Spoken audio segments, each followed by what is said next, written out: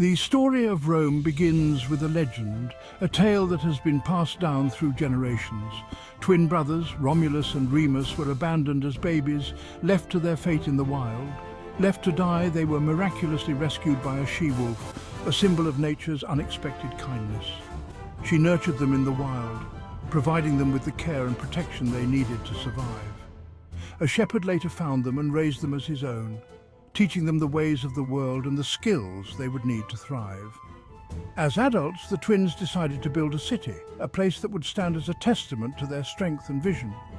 However, they argued over the location of this new city, a disagreement that would have tragic consequences. In a fit of rage, Romulus killed Remus. With his brother gone, Romulus became the first king of Rome, a ruler with a vision for a great city. He named the city after himself, Rome, a name that would echo through history. This legendary founding took place in 753 BC, marking the beginning of one of the greatest civilizations in history. Though a myth, the story of Romulus and Remus captures the spirit of early Rome, a spirit of resilience and determination. It is a tale of survival against the odds, ambition that knows no bounds, and ultimately, triumph that laid the foundation for an empire. The legend of Romulus and Remus continues to inspire, reminding us of the humble beginnings from which great things can grow. It is a story that has been told and retold, each time adding to the rich tapestry of Rome's history. Today, the legacy of Romulus and Remus lives on in the city of Rome, a testament to the enduring power of myth and legend. After a series of kings, the Romans overthrew their last ruler. They established a new form of government, the Republic. This was in 509 BC. The Republic was designed to prevent any one person from holding too much power. It had a complex system of elected officials and assemblies. Two consuls, elected annually, held the highest office. The Senate, a council of elders, advised the consuls and shaped policy. The Roman Republic was a remarkable experiment in self-government. It laid the foundation for Rome's expansion and eventual dominance. Rome's rise to power was not without its challenges. The journey from a small city-state to a sprawling empire was fraught with numerous obstacles and fierce adversaries. One of the most significant challenges was the series of wars against Carthage, a formidable rival that stood in Rome's path to dominance. Carthage was a powerful North African city-state known for its wealth, advanced naval capabilities, and strategic trading position in the Mediterranean. These conflicts, known as the Punic Wars, were a series of three brutal wars that would ultimately decide the fate of the Mediterranean world. They raged for over a century, from 264 BC to 146 BC, involving countless battles on land and sea. The Punic Wars tested Rome's strength and resilience, pushing its military and political systems to their limits. One of the most famous episodes was the Second Punic War, which saw some of the most dramatic and intense confrontations between the two powers. Hannibal, a brilliant Carthaginian general, crossed the Alps with elephants, a feat that remains legendary in military history. He inflicted several defeats on the Romans, showcasing his tactical genius and the might of the Carthaginian army.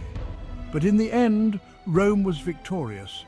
Through sheer determination, strategic ingenuity, and relentless perseverance, Rome managed to turn the tide. The Punic Wars transformed Rome into a dominant Mediterranean power, setting the stage for its expansion and the eventual establishment of the Roman Empire. The legacy of these wars is still evident in the ruins and artifacts that tell the story of Rome's rise to greatness. By the 1st century BC, the Roman Republic was in crisis. The once stable political system was now teetering on the brink of collapse. Years of war and expansion had taken their toll. Social tensions were high, and the gap between the rich and the poor had widened significantly.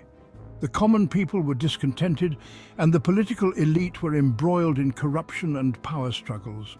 In this turbulent environment, powerful generals emerged, vying for control. These military leaders, with their loyal legions, began to wield more influence than the elected officials of the Republic. One such general was Julius Caesar. A man of great ambition and charisma, Caesar saw an opportunity to rise above the chaos and seize power for himself. Caesar's campaigns in Gaul, modern-day France, made him a hero. His military successes brought him immense wealth and fame, and his soldiers were fiercely loyal to him. He amassed immense power and popularity. The people of Rome adored him, and his influence grew to unprecedented levels. His political rivals, however, viewed him with increasing suspicion and fear. In 49 BC, Caesar crossed the Rubicon River. This bold move was a declaration of war against the Senate and a direct challenge to the authority of the Republic.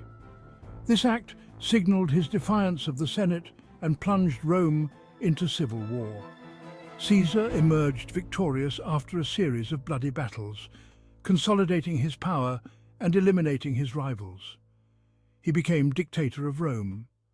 As dictator, Caesar implemented a series of reforms aimed at stabilizing the Republic, but his concentration of power alarmed many. His assassination in 44 BC marked the end of the Republic. A group of senators, fearing his growing power, conspired to kill him, believing they were saving the Republic. His adopted son, Octavian, later known as Augustus, eventually restored order. After years of further conflict, Octavian defeated his rivals and brought peace to Rome. Augustus became the first Roman emperor in 27 BC. He established a new political order, the Principate, which maintained the facade of the Republic while holding ultimate power. The Roman Republic was no more. The centuries-old system of governance had been replaced by a powerful empire, marking the beginning of a new era in Roman history. It had been replaced by a powerful empire. The Roman Empire would go on to become one of the most influential civilizations in history, leaving a lasting legacy on the world. Augustus's reign ushered in a period of unprecedented peace and prosperity. Known as the Pax Romana, it lasted for over 2 centuries. The Roman Empire reached its greatest extent. It stretched from Britain in the north to Egypt in the south. Roman law, engineering and culture spread throughout the Mediterranean world. The Pax Romana was a time of great achievements in art, literature and architecture. The Romans built roads, aqueducts and magnificent buildings. Many of these structures still stand today, a testament to Roman ingenuity and power. However, even during the Pax Romana, there were signs of trouble. Political instability, economic problems and social unrest began to weaken the empire from within. Over time, the Roman Empire faced a series of challenges. Corruption and inefficiency plagued the government. The emperors who followed Augustus were not always capable rulers. Some were cruel and decadent. Economic inequality grew. The empire's vast size made it difficult to govern effectively. These internal weaknesses made Rome vulnerable to external threats.